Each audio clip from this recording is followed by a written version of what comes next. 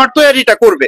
বিশেষ করে 31শে জানুয়ারি, 1-2 ফেব্রুয়ারি যে ইজতেমা হবে, পুরা ময়দানের কাজ করার দায়িত্বভার আমাদের আলমী শুরার সাথী যারা আছে, ওলামা মাশায়েখ এবং তৌহিদুল জনতা সবাই মিলে এটা মাত্রা তৈরি করবে। এইটা ফয়সালা হয়ে গেছে। তো ফয়সালার উপরে কাজ চলতেছে। আমাদের সাথীরা অলরেডি বাস টাস গেড়ে অর্ধেক ময়দানের কাজ প্রায় শেষ করে ফেলছে।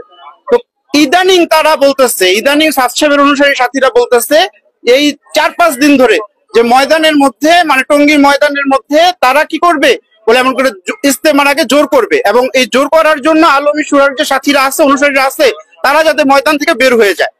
সরকারও আমাদেরকে বলে নাই, আমাদের কাছে কোনো ডিসিশনও পাঠানো হয় নাই, এবং তাদের কাছে মুরতাজে অর্ডার করে জিতে নিন গাড়ি, বাইক, আইফোন সহ কোটি টাকার পুরস্কার। অর্ডার করতে ভিজিট করুন murtaj.com। যখন জিজ্ঞাসা করি, তারা দেখবেন যে ইউটিউবে বলেন, ফেসবুকে বলেন, যত যোগাযোগ মাধ্যমে আছে, এবং আমরা এটাও দেখছি যে তাদের যে ময়দানের পশ্চিম পাশে যে পোর্শন আছে, যে জায়গায় আগে বেলাল মসজিদ ছিল, বলে তারা ওই মসজিদের মধ্যে পুরো দেশ থেকে সাথীদেরকে জড়ো করতেছে। এটা আমাদের সাথীরা অলরেডি জানছে। জড়ো করার তাদের মূল মাকসাদই ছিল, মূল উদ্দেশ্য হলো এটা যে আজকে তারা ময়দানে প্রবেশ করবে, এবং তাদেরকে জিজ্ঞাসা করলে তারা বলে যে পুলিশ প্রশাসন আমাদেরকে দিক নির্দেশনা দিচ্ছে।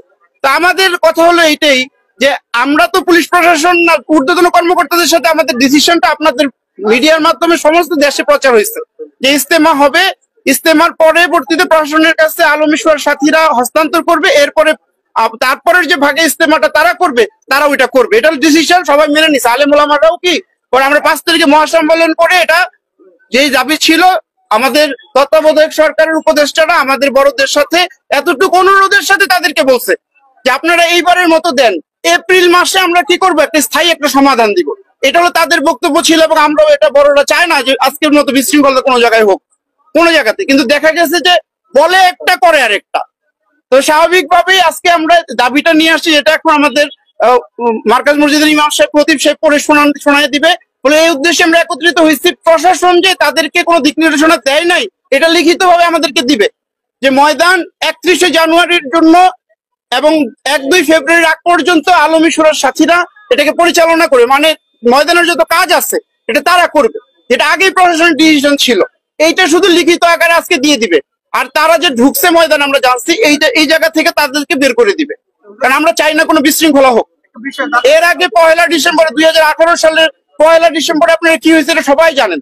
এই বারবার একই জিনিস যদি ঘটে আমাদের সাথে, নিরীহ আমাদের সাথীরা যায় ময়দানের মধ্যে, মাদ্রাসার ছাত্ররা যায়, বলে তাদেরকে অযথাই মাইর খাইতে হয়। আবার মাইর খাওয়ার পরে যে বলে যে এটা আমরা মারি না, ফেরেশতারা মারছে। এইগুলো কথা শুনলে তো আমাদের কষ্ট লাগে। আর প্রশ্ন করে আমার কোনো দরকার নেই, ছাত্রী পরে শোনা হবে আমাদের কমিশনার সাহেবের সাথে, উনি লিখিত দিয়ে দিবে।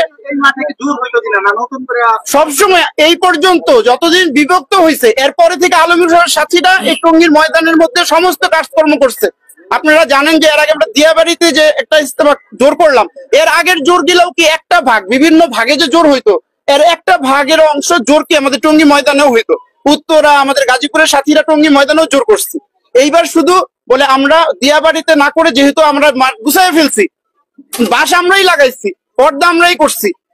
এই যে 18 সালের পর থেকে, যেইবার থেকে আলাদা হলো, সাবস্ক্রাইবার দেশে আসতে পারে না, এরপর থেকে তো আলমী শুরার সাথীরাই সবসময় ময়দানের মধ্যে আছে, আপনারাও জানেন। শুধু ওনাদেরকে